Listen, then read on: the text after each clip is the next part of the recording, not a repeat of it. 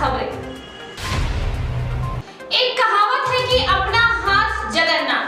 जर्जर सड़क से गुजरते समय जब गांव के लोग गिरकर जख्मी होने लगे, तब ग्रामीणों ने सामूहिक श्रमदान से सड़क बनाने की ठान ली और इसमें पूरे ग्रामीण जुट गए। आपको क्या हुआ? यहाँ पे गिर गए। ये देखिए, ये बाबा इसी रोड से गुजरे हुए थे, उसका सर फूट गया, गिर गए, बैग से गिर गए। 500 रोज हुआ, पहले गिर गए तो बच गया। टांग भी चोट लगा हुआ है, कपार भी फूट गया, 7-8 गो टाका पड़ा हुआ। तो विधायक जी को नहीं कुछ कह रहे हैं आप? नहीं सर, अभी हम कहाँ कुछ सुनबे नहीं करता है। चारों तरफ से कोई रास्ता नहीं। मामला जिला मुख्यालय से सटे रहिका प्रखंड की खजूरी पंचायत की कजियाना जाने वाली सड़क की है।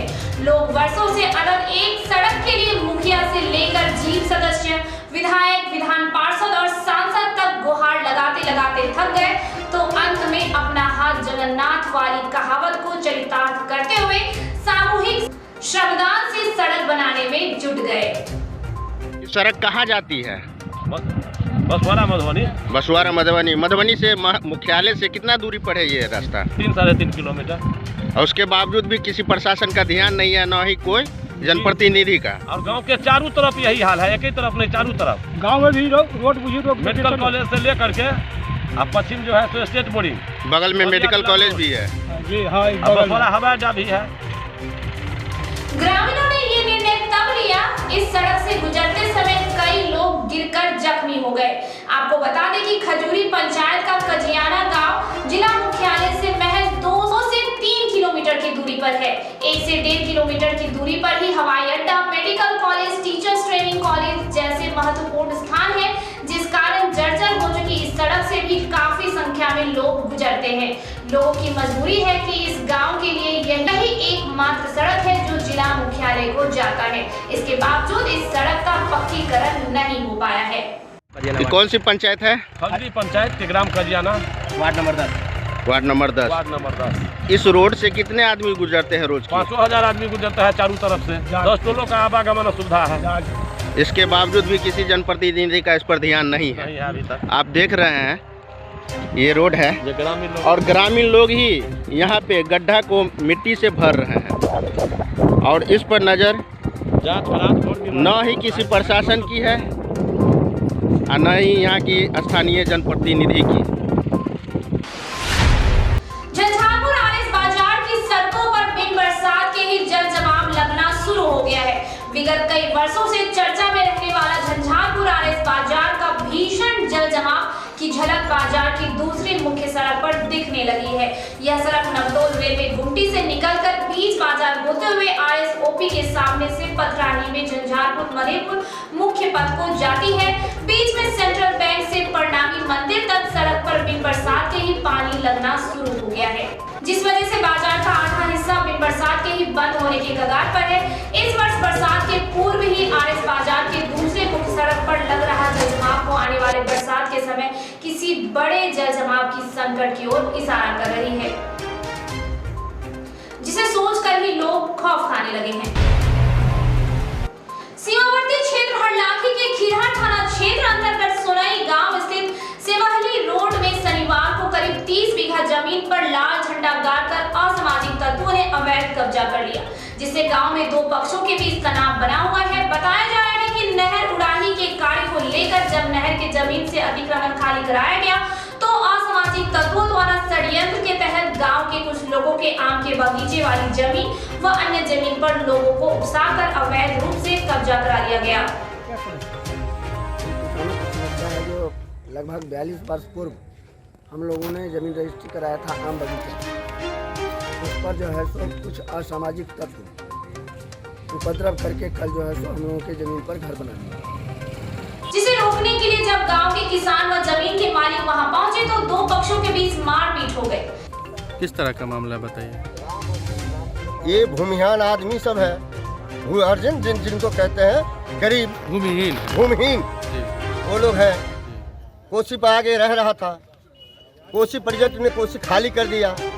मजबूर होकर के एक गरीब लोगों, जो इस बिहार सरकार जमीन हो या ना बिहार सरकार हो, उस जमीन पे ये लोग अपना आकर के घर बांधना शुरू कर दिया। तो ये जो है सो सरकार की जमीन है, बिहार सरकार की जमीन है जहाँ कह तो रहा है सो, अच्छा कह तो रहा है लोग तो गौचर है, ऐसे ही कह रहा, इसलिए हम जानते हैं थोड़ा सा। कुछ लोगों का कहना है कि ये हाँ। मेरा निजी भूमि है, उस पर कब्जा करके हाँ, कुछ लोग कह रहा है जो निजी है, हमारा निजी जमीन है जो हमारा कब्जा कर जो लिया। हमारा कब्जा कर रहा है। हम बात है, और अगर सरकारी जमीन है तो सरकार से निवेदन है और निवेदन किया जाता है जो गरीब को पर्चा दिया जाए, वास्तविक पर्ची क्या कहते हैं उसको, वो दिया जाए।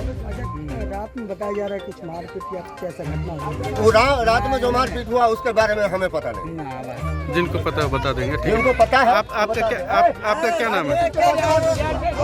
जिसकी सूचना मिलते ही थाना अध्यक्ष अंजेश कुमार ने दल बल के साथ गांव पहुंचकर हंगामा शांत कराया। वहीं अगले दिन रविवार को सीओ सौरभ कुमार, थाना अध्यक्ष अंजेश कुमार दल बल के साथ स्थल पर पहुंचे और लोगों को समझाने बुझाने की काफी कोशिश की, लेकिन लोगों ने पदाधिकारियों की एक नहीं सुनी और जमीन से कब्जा हटाने को बिल्कुल भी तैयार नहीं हुए, जिससे सीओ और पुलिस को वहां से बैरंग वापस लौटना पड़ा। दर्जनों किसानों ने बताया कि हमारे पूर्वजों ने 50 वर्ष पूर्व ही जमीन रजिस्ट्री कराया था, जिस पर संयंत्र के तहत गांव के ही मिथिलेश राम, रामकृपाल राम और रामशीष राम के नेतृत्व में लोगों को उकसाकर अवैध कब्जा कराकर घर बनाया जा रहा है।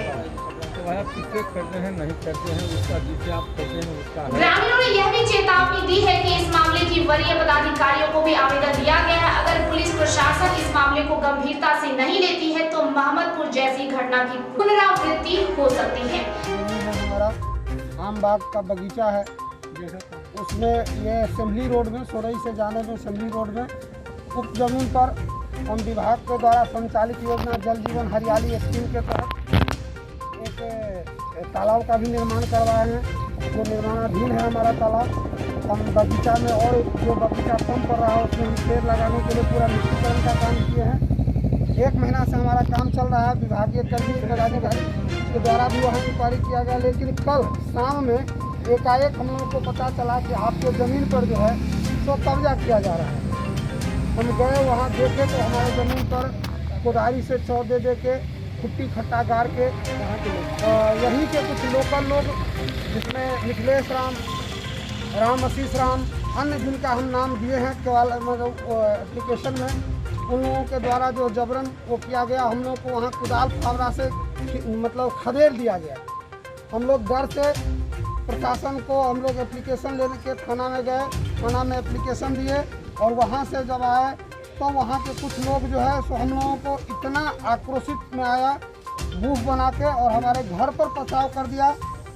संयोग से उसी समय में थाना आई और थाना के समक्ष हमको अपने मकान के ग्रिल के अंदर बंद होना पड़ा। गांव के ही अरुण मंडल है जो यहाँ आके प्रशासन के सामने में कहा कि आपका ट्रैक्टर जला देंगे, तुम ब्राह्मण है, तुम ये है, तुम वो है, यहाँ पर जितना गाड़ी लगा हुआ था सब में आग लगा दो, फेंक दो सबको। प्रशासन के समक्ष इतना वो किया, हम लोग है से एकदम तृप्त हैं कि क्या करें। हम लोगों का कहीं यहाँ तक कहा गया कि बगल वाले घटना पे फिर पुनरावृत्ति कर देंगे। प्रशासन कुछ नहीं कर रही है। प्रशासन यहाँ पर एक मूक दर्शक बनी हुई है। कल से हम लोग एप्लीकेशन दे चुके हैं, अभी तक हम लोगों को FIR की कॉपी नहीं मिली है। अंचलाधिकारी को एप्लीकेशन दिए हैं। इस संबंध में सीओ ने बताया कि जमीन के कागजातों की जांच की जा रही है। जांच उपरांत उक्त जमीन से अवैध कब्जा हटाए जाएंगे। कितना करीब कितना एकड़ जमीन में कब्जा किया गया देखेंगे कागज के साथ।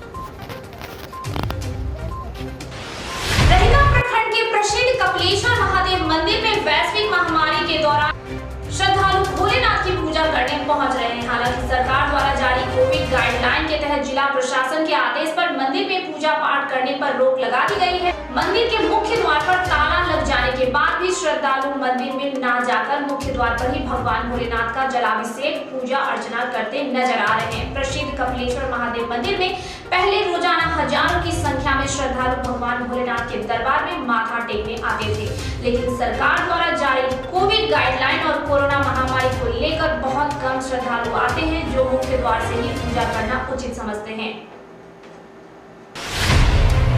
पिता और भाई के बाद जदयू नेता उमाकांत राय के कोरोना से निधन पर उनके पैतृक गांव सुरियाही में मातमी सन्नाटा पसरा है। फुलपरास प्रखंड प्रखंड के सुरियाही गांव निवासी वरिष्ठ जदयू नेता उमाकांत राय की शुक्रवार देर रात इलाज के दौरान डीएमसीएच में निधन हो गया।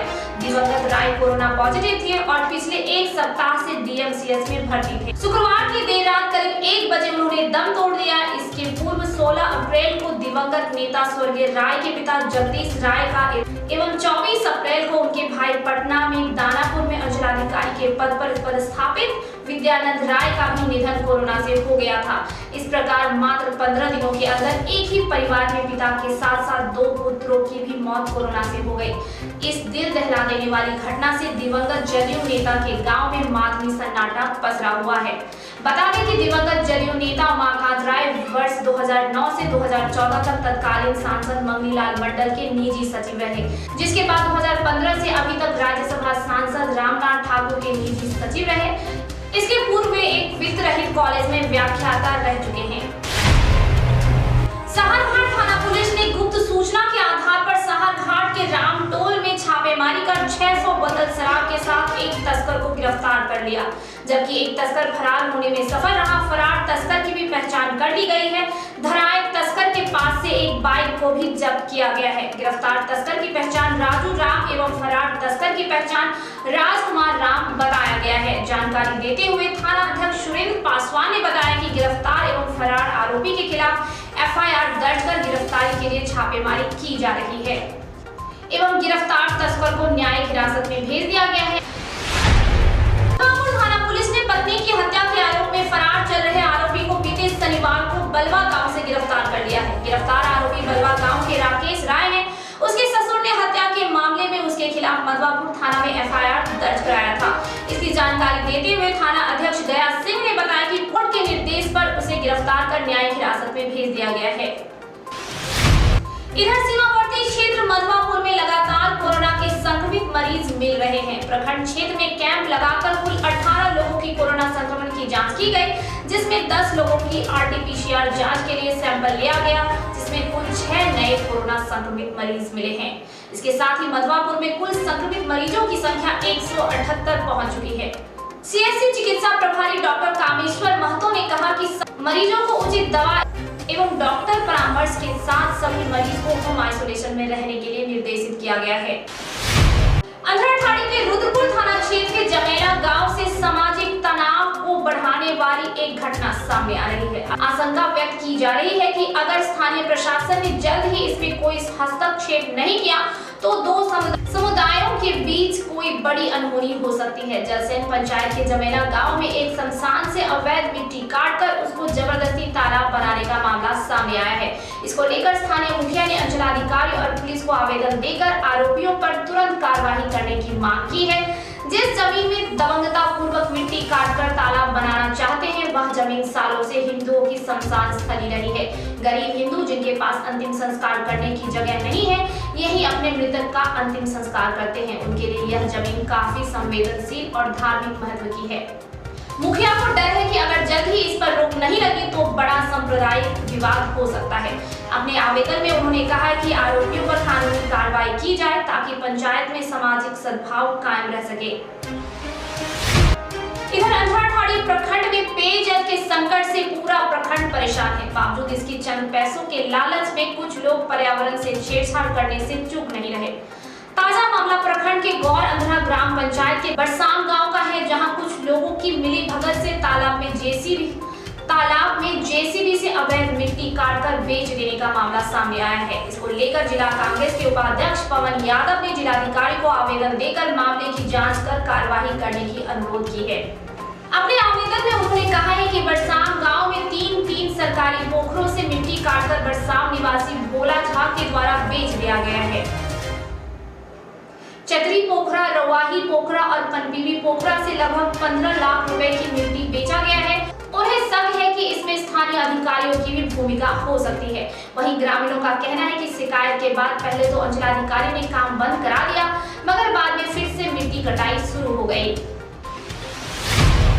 मधुबनी जिले में आज फिर मिले 351 नए कोरोना संक्रमित मरीज। इसके साथ ही जिले में कुल संक्रमितों की संख्या 11,746 936 हो गई है। 53 लोगों की अब तक मौत हो गई है।